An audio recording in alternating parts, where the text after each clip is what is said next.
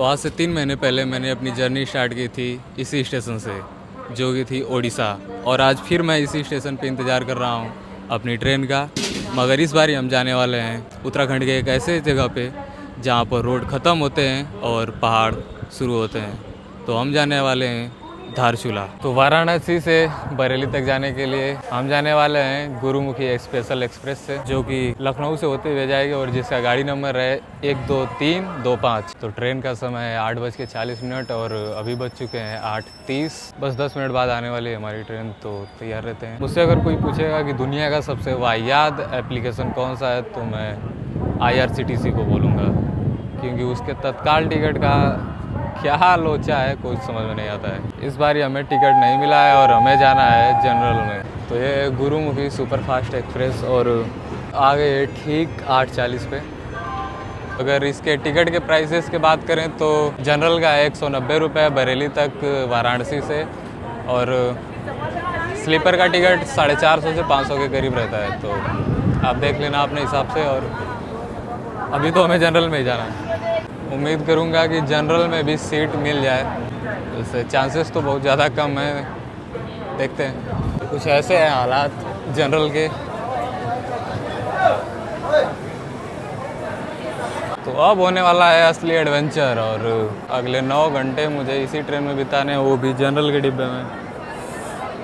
सोच के ही एडवेंचर आ रहा है।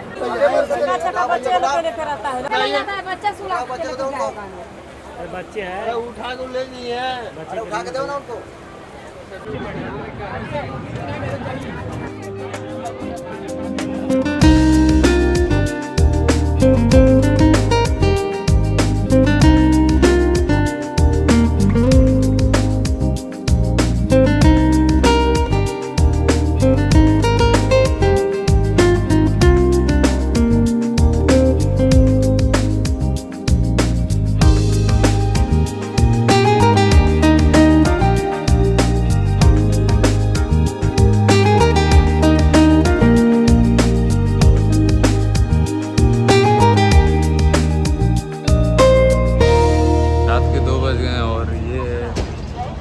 Single stop Lucknow. सुबह के 8:30 बजे मैं पहुंच चुका हूँ बरेली जंक्शन, और यहाँ से सिर्फ 10 मिनट बाद है टनकपुर के लिए मेरी एक दूसरी ट्रेन। तो फटाफट से टिकट लेते हैं वरना वो भी छूट जाएगी। तो एक तो ये बरेली का टिकट काउंटर भी प्लेटफॉर्म से 2 किलोमीटर दूर रखा है इन लोगों ने।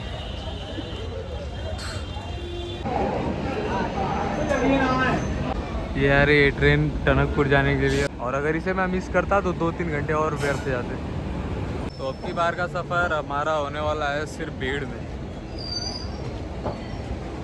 इस ट्रेन में भी कुछ ज़्यादा ही भीड़ है।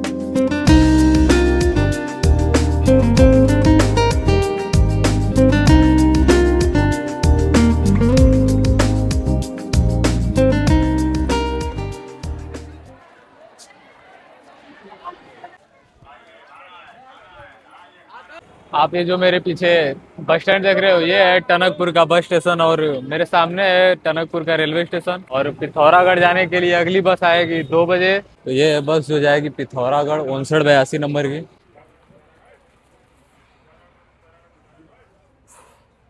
तो बस में बैठ गया हूँ, और टनकपुर से पिथौरागढ़ की दूरी है 150 किलोमीटर दूर, और किराए इसका अभी पता करेंगे। और भीषण गर्मी पड़ रही है यहाँ पे, ऐसा लग रहा है पहाड़ों की ओर नहीं झारखंड की ओर जा रहा हूँ। अभी तो सीटें खाली दिख रही हैं, देखते हैं पिथौरागढ़ जाते जाते कितना भरती है। और ये टिकट पिथौरागढ़ तक का 340 रुपये, और मैंने 500 का नोट दिया। तो उसके बाद 160 वापस करेंगे कुछ किलोमीटर के बाद।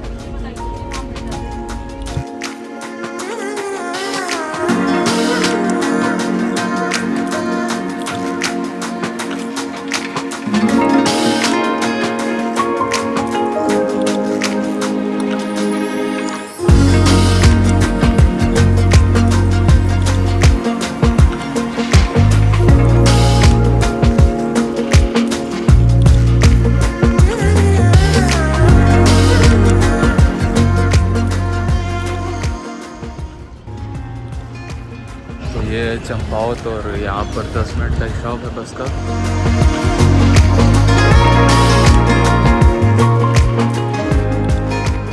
रात के 8 बज गए हैं लगभग हमें पिथौरागढ़ आते आते। और आज के सभी आगे के कार्यक्रम को यहीं पर रोकते हैं और आज का स्टे रहेगा पिथौरागढ़ में, जिसके बाद सुबह में हम निकलेंगे धारचूला के लिए।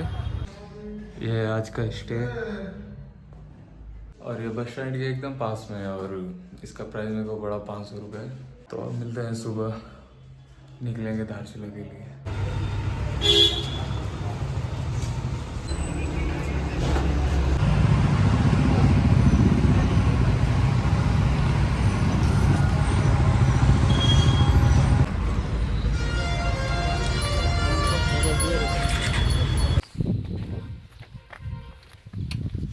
तो स्वागत है आपका एक नई सुबह में पिथौरागढ़, जिसे मिनी कश्मीर भी कहा जाता है।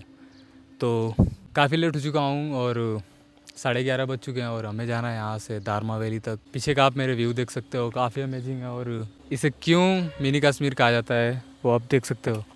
और मैंने ये बाइक रेंट की है जिसके बारे में मैं आगे चल के आपको बताऊँगा और रास्ते के व्यू देखते रहिएगा।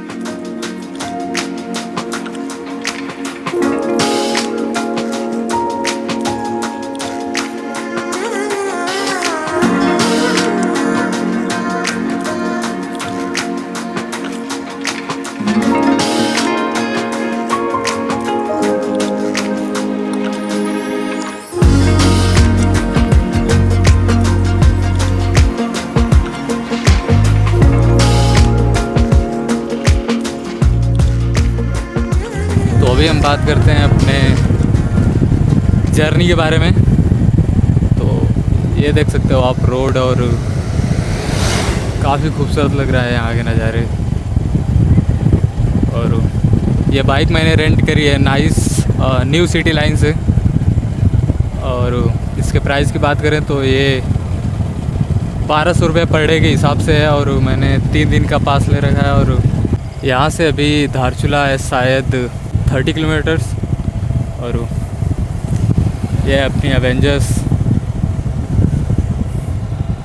और अभी बज रहे हैं लगभग दोपहर के 2। तो अगर हम 3 बजे तक धारचूला पहुंच जाते हैं तो अगला हम जाएंगे दारमा वैली तक। कोशिश रहेगी कि हम पहुंच जाएं। और इतना लेट मैं इसलिए हो गया कि क्योंकि मुझे 1 घंटे लग गए थे पेट्रोल लेने में। और पिथौरागढ़ से धारचूला तक के रोड लगभग पूरे काफ़ी अच्छे थे और बीच बीच में कुछ ये पैचेस और शायद लैंडस्लाइड हुआ है यहाँ पे, जिसकी वजह से अभी रोड यहाँ पे बन रहा है। तो बाकी ज़्यादातर रोड्स काफ़ी स्मूथ थे। ये नदी पीछे भी पुलिस इन्वेस्टिगेशन कर रही थी। एक भाई का बैग येलो कलर का गिर गया था, वो मुझसे भी पूछा कि भाई क्या आपको मिला, तो मेरे को तो नहीं मिला था। होप करूँगा भाई का बैग मिल जाए। जब मैं पिथौरागढ़ में था तो मुझे याद आ रहा था नागालैंड का, और अब जब मैं धारचूला जा रहा हूँ तो ये रोड्स मुझे याद दिला रहे हैं काहो के। लगभग 90% सेम काहो, मगर काहो में बीच बीच में वाटरफॉल्स भी दिख जा रहे थे जो कि यहाँ नहीं दिख रहे हैं।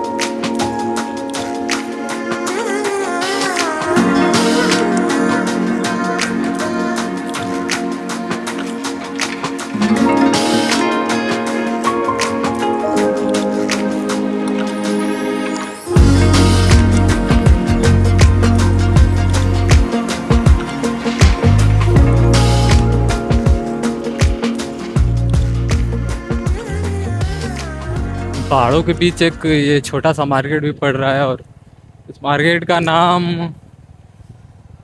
जैल जीवी, हाँ शायद इस मार्केट का नाम है जैल जीवी। तो अगर कुछ खाना पीना हो तो आप यहाँ आराम से खा पी सकते हो। तो अभी हम आ चुके हैं धारचूला और ये रहा धारचूला। नदी के इस साइड धारचूला और उस साइड नेपाल।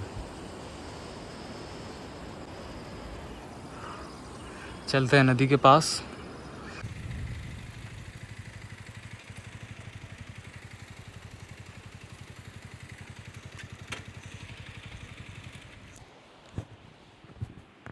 तो फाइनली शाम के 3:30 बजे हम पहुंच चुके हैं धारचूला।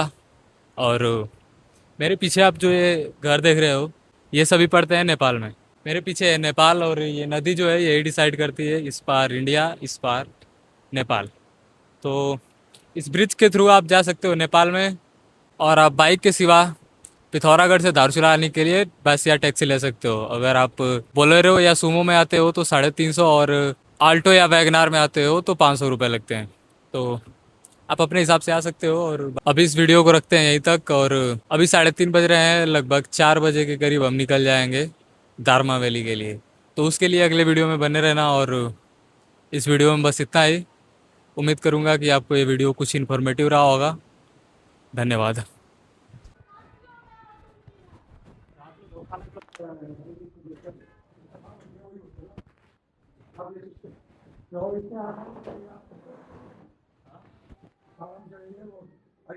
ये रूम मिला है मुझे 600 रुपये में। ये वाला बेड, ये वाला बेड, ये वाला बेड, और अंदर जो है ये वाला बेड। ये सब में से मैं किसी भी बेड पे सो सकता हूँ। और अंकल ने बोला है कि अगर को पहले बोला कि कोई आएगा तो शेयर करना पड़ेगा, तो 400 रुपये ले रहे थे। मैंने बोला कि अंकल शेयर तो नहीं कर सकता। तो मैं जा रहा था तो बोले कि चल कोई ना, 600 दे दे और अकेले तू ही रहे।